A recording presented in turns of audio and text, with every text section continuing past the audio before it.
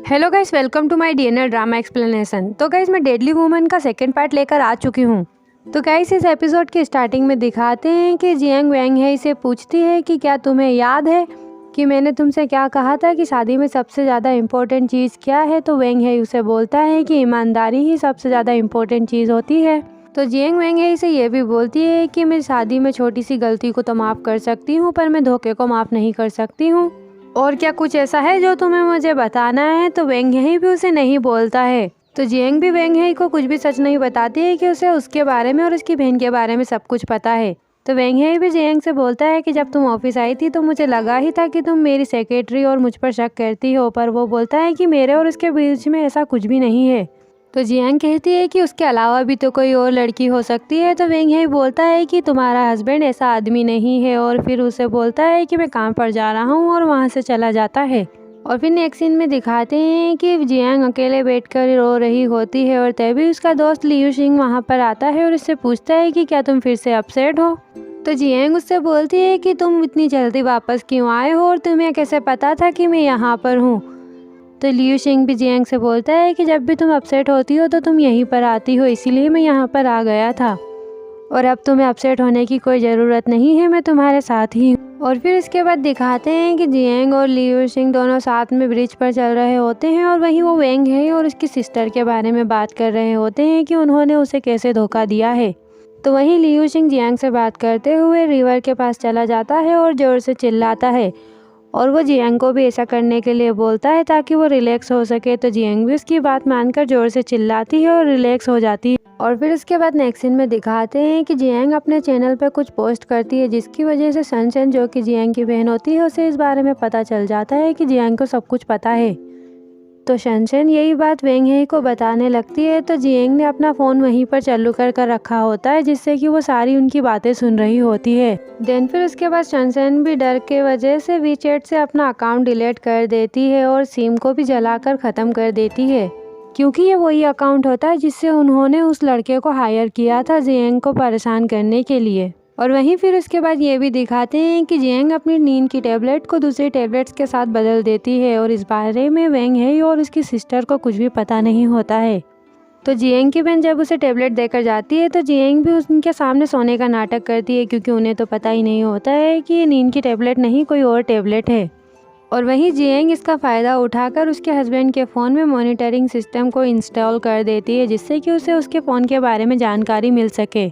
और फिर इसके बाद नेक्स्ट सीन में दिखाते हैं कि सभी साथ में बैठकर खाना खा रहे होते हैं।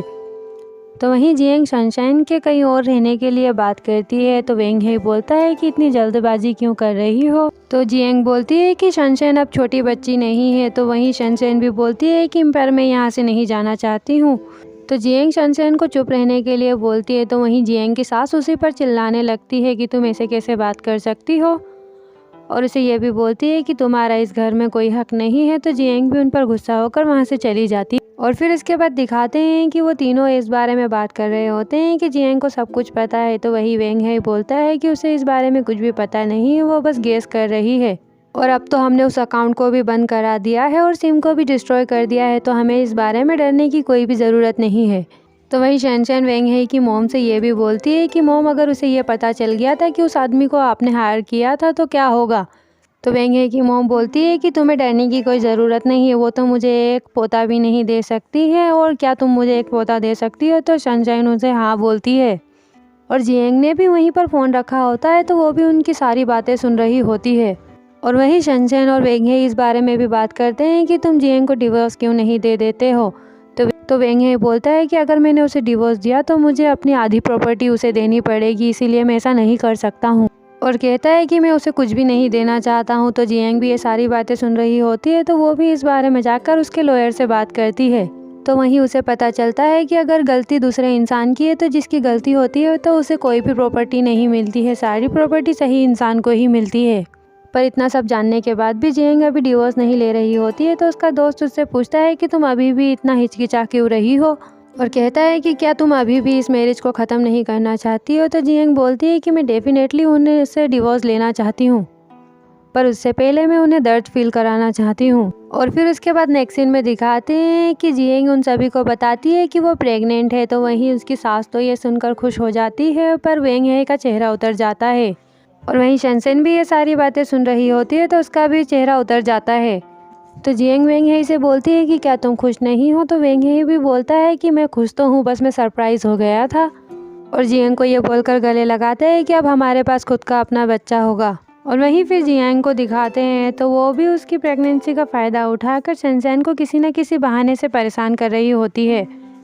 तो शनसेन भी इसी वजह से उस पर चिढ़ रही होती है। और वहीं जियांग जब शनसेन से पानी मंगाती है, तो वो उसे कमोड का पानी लाकर दे देती है। तो जियांग उससे पूछती है कि तुमने क्या इसमें कुछ मिलाया है? तो वो बोलती है कि मैंने इसमें बस थोड़ा सा शहद मिलाया है। और ऐसा बोलकर वो वहाँ से चली जाती है। तो वहीं जियांग ने कैमरे लगे होने की वजह से उसे कमोड में से पानी भरते हुए देख लिया होता है। तो वो वही पानी मिलाकर उसके ही जूस में जाकर मिला देती है। तो शनसेन को इस बारे में कुछ पता नहीं होता है। तो जब वो जूस पीती है तो उसे अजीब सा लगता है, और उसे लगता है कि ये कमोड का पानी है। तो वो उल्टियाँ करने लगती है। और वहीं जियांग भी उसे ऐसा करते हुए देख उस पर हंसती है और खुश होती है। और शनसेन भी ये सारी बातों से चिढ़ती है और सब्जियाँ काटते हुए अपना हाथ ही काट लेती है। और फिर इसके बाद नेक्स्ट सीन में दिखाते हैं कि जब वेंग हे घर आता है, तो शनसेन उसे खींचकर अपने साथ किचन में ले जाती है। तो वेंग हे बोलता है कि तुम ऐसा क्यों कर रही हो? तुम्हारी सिस्टर को हमारे बारे में पता चल जाएगा। तो शनसेन कहती है कि क्या तुम उसे अभी भी डिवोर्स नहीं दे रहे हो? तो वेंग हे बोलता है कि क्या तुमने अपना दिमाग खो दिया है? मैं उसे अभी डिवोर्स कैसे दे सकता हूँ? वो प्रेग्नेंट है। अगर मैंने उसे अभी डिवोर्स दिया तो मुझे उसको अपना आधा हिस्सा देना पड़ेगा। तो वो कहती है कि मुझे पैसों की कोई परवाह नहीं है, बस मैं तुम्हारे साथ ही रहना चाहती हूँ। तो वेंग हे बोलता है कि अपनी आवाज़ थोड़ी धीरे रखो, और मैंने इन सब कामों के लिए बहुत मेहनत की है, और मैं ऐसे ही किसी को अपने पैसे नहीं दे सकता हूँ। और क्या तुम इस तरह से नहीं सोच सकती हो? तो शनसेन बोलती है कि हर दिन कुत्तों की तरह व्यवहार होने की वजह से मैं अब हार चुकी हूँ। और ऐसा बोलकर वो रोने लगती है। तो वेंग हे उसे चुप कराता है और बोलता है कि मैं तुमसे प्रॉमिस करता हूँ, जब मैं अपने असेट्स ट्रांसफ़र करवा लूँगा तो मैं उसे डिवोर्स दे दूँगा।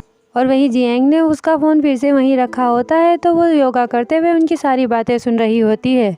एंड गाइस, ये एपिसोड यहीं पर ख़त्म होता है। एंड आई होप कि आपको यहाँ वीडियो अच्छा लगा हो। तो इसके नेक्स्ट पार्ट के लिए मेरे वीडियो को लाइक और चैनल को सब्सक्राइब जरूर करें, ताकि आप मेरे आने वाले वीडियो सबसे पहले और आसानी से देख सकें।